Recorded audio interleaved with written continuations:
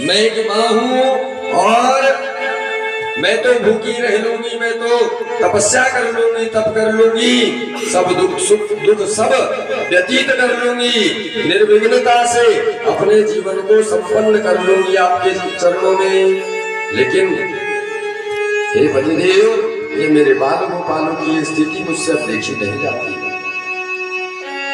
मैं एक माँ हूँ, कहीं ऐसा ना हो जाए कि कोई अनहोनी घटना हमारे घर में घट जाए। भगवान कहते हैं सुदामा जी कहते हैं देवी सुशीला से, बोले देवी चिंता मत करो, अरे वो जो कन्हैया है द्वारिकाधीश प्रभु जो है वो सारे संसार को देते हैं।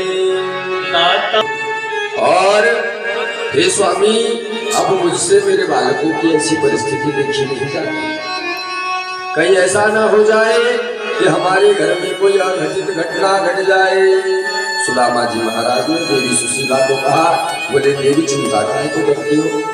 अरे वो मेरा घनश्याम है, वो मेरा कन्हैया है ना, वो सारे संसार को देता है, सारे संसार को अपना सर्वस्व प्रदान कर देता है। सारे जगत को देने वाला तो वो परमात्मा है और उस परमात्मा के हम सब उपासक हैं, हम सब सेवक हैं, हम सब लोग उस परमात्मा के चरणों के भिखारी हैं।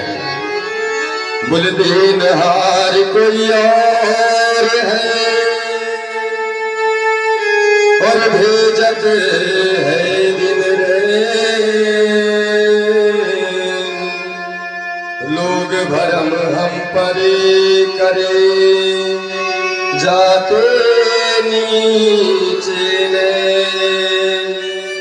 बोले देवी, सारे संसार को अगर कोई देने वाला है तो वो केवल एकमात्र परमात्मा है।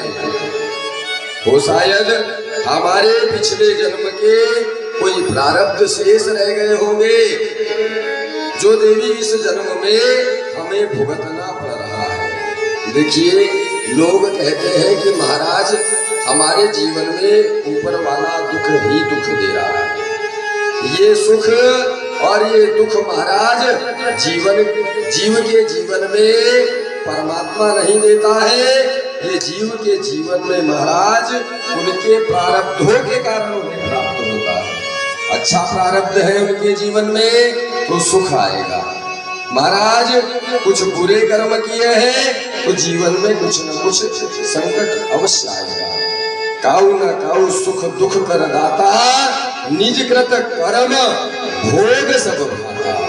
ये सुख ये दुख ये हमारे कहने से और हमारे सोचने से ये जीव को, ये मनुष्य को ऐसे ही प्राप्त नहीं होते। ये तो महाराज हमारे पिछले जन्म के कोई प्रारब्ध शेष रह जाते हैं, उन प्रारब्धों को परमात्मा किसी कारणवश पूर्ण करते हैं। कोहू न कोहू सुख दुख कर दाता, सुना निज व्रत कर्म भोग। अच्छा समय भी आएगा हमारे जीवन में। देखिए, परमात्मा से मांगिए तो परमात्मा से परमात्मा की भक्ति मांगिए। भगवान की बुआ है, एक नाम है कुंती। भगवान से बुआ कुंती ने कुछ मांगा है तो अपनी झोली में, अपने आंचल में भगवान से कष्ट मांगे हैं, दुख मांगे हैं। बोले हे केशव, हे माधव, कुछ देना चाहते हो तो मेरे आंचल में केवल और केवल दुख डाल दीजिए, संकट डाल दीजिए। भगवान की आंखों में आंसू आ गए। बोले बुआ क्यों, ऐसा क्यों कह रही हो? क्या अभी तक तुमने जीवन में कम दुख भोगे हैं क्या?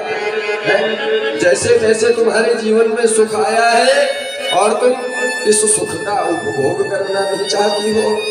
बुआ कुंती ने हाथ जोड़े, बोले श्याम सुंदर, जब जब दुख आया हमारे जीवन में तब तब हर पथ पर पग पग पर तुमने हमारा सहयोग किया है, हमारा साथ दिया है। आज हमारे जीवन में सुख आया, ये श्याम सुंदर आप हमें छोड़ करके जा रहे हो। ये श्याम सुंदर मैं आपको खोना नहीं चाहती, सदैव आपके दर्शन करना चाहती हूँ, आपके दर्शन की उत्कंठा मेरे हृदय में सदैव बसी रहे। क्योंकि परमात्मा जब दुख आता है, दुख में ही जीव आपको पुकारता है, आपका स्मरण करता है, आपको याद करता है। सुख आता है तो सुख में सब भूल जाते हैं। क्यों भाई? जब तक हमारे घर में बेटा बेटी नाती पोता अच्छे से रहते हैं, धन वैभव संपत्ति हमारे घर में खेती बाड़ी जमीन जायदाद जब तक के रहती है, तब तक भगवान की आज्ञा। कोई अगर विषम परिस्थिति हमारे जीवन में आन पड़ती है, उस विषम परिस्थिति के सामने महाराज दुख की घड़ी में, संकट की घड़ी में परमात्मा की याद आती है। बोले दुख में सुमिरन सब करे,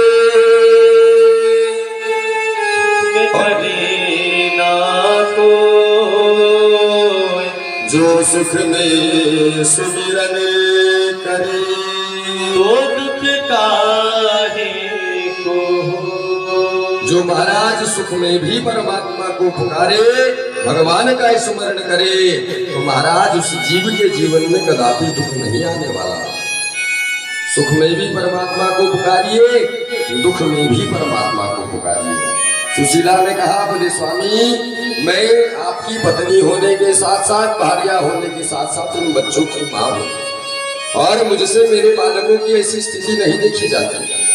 कहीं ऐसा ना हो जाए कि हमारे घर में कोई अघटित घटना घट जाए। बोले देवी चिंता मत करो, मैं जाता हूँ अभी नगर में और कुछ बालकों के लिए प्रबंध कराता हूँ। आज सुदामा जी महाराज नगर में गए, भिक्षा मांगने के लिए गए। महाराज आज भी खाली हाथ लौट आए। जैसे ही घर लौटे, देवी सुशीला ने पूछा, बोले स्वामी आगे कुछ भोजन का प्रबंध करके?